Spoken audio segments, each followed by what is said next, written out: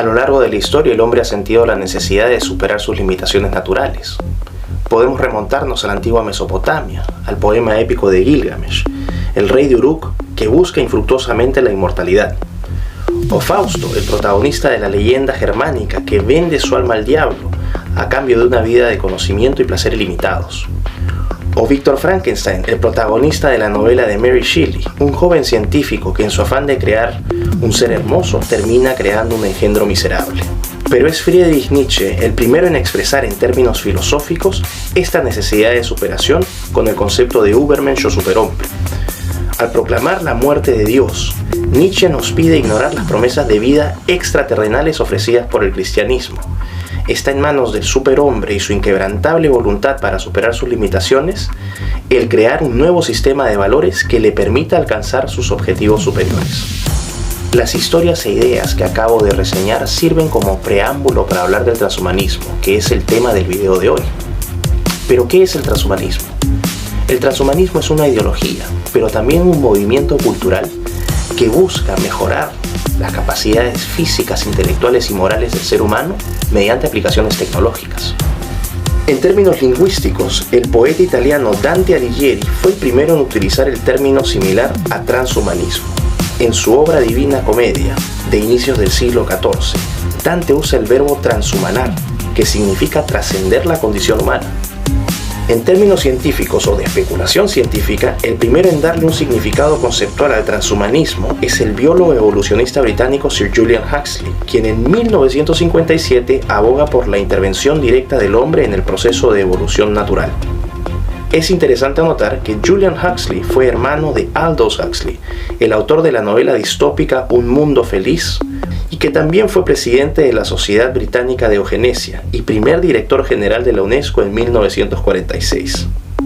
Sin embargo, es durante la década de los 90, con el desarrollo de las tecnologías de información y comunicación, la expansión en el uso de Internet y los avances en ingeniería genética, que el transhumanismo comienza a consolidarse como una ideología más estructurada y elaborada.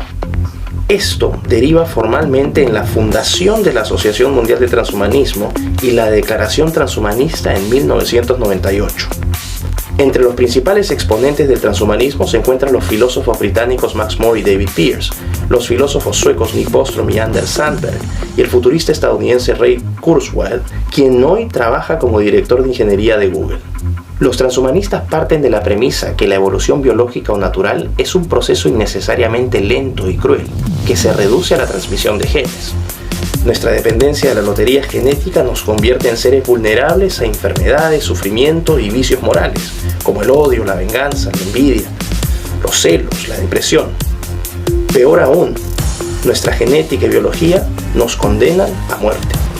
Los transhumanistas sostienen que no tenemos por qué aceptar este destino mortal, ya que en la tecnología encontramos un instrumento que nos permite emanciparnos de la fragilidad y finitud de la naturaleza humana. Los transhumanistas toman la posta de Julian Huxley para proponer que la evolución biológica dé paso a la evolución por diseño inteligente, no de Dios, sino del hombre.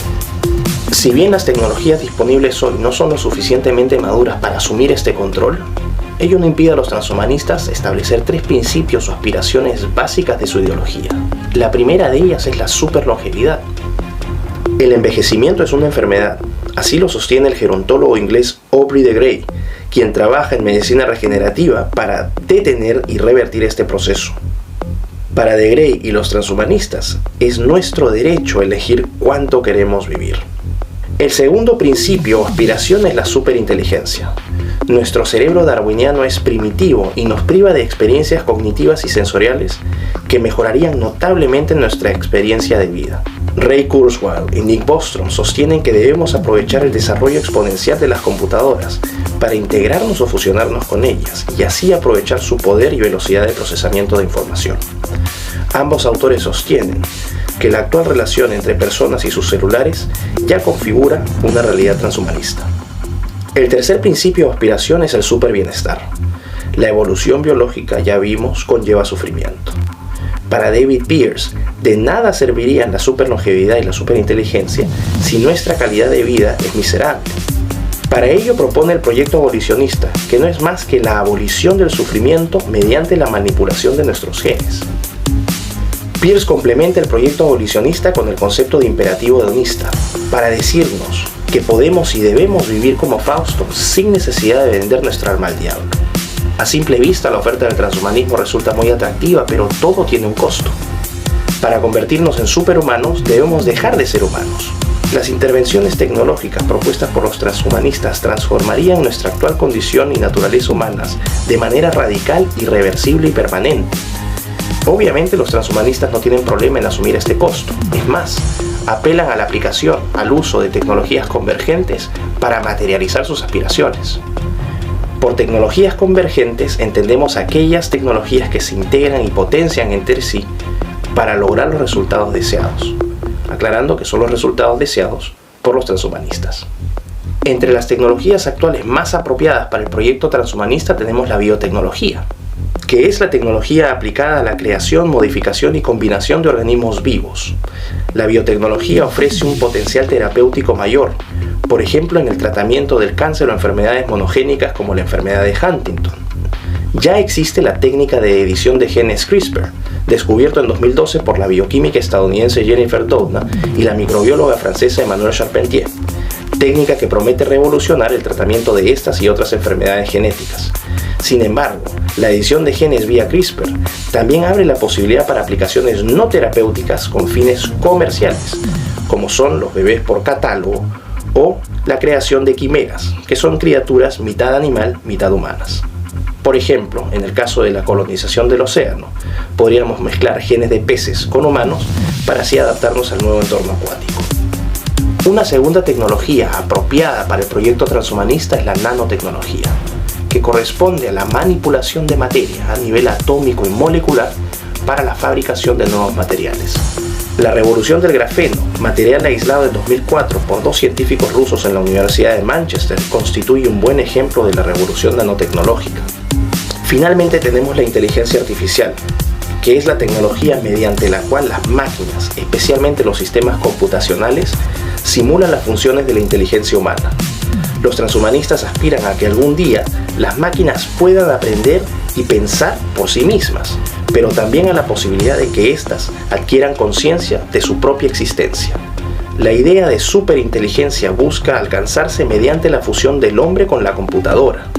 Se especula que algún día, debido al desarrollo exponencial de estas tecnologías, las máquinas superarán largamente las capacidades cognitivas del ser humano y que incluso podrán forjar su propio destino.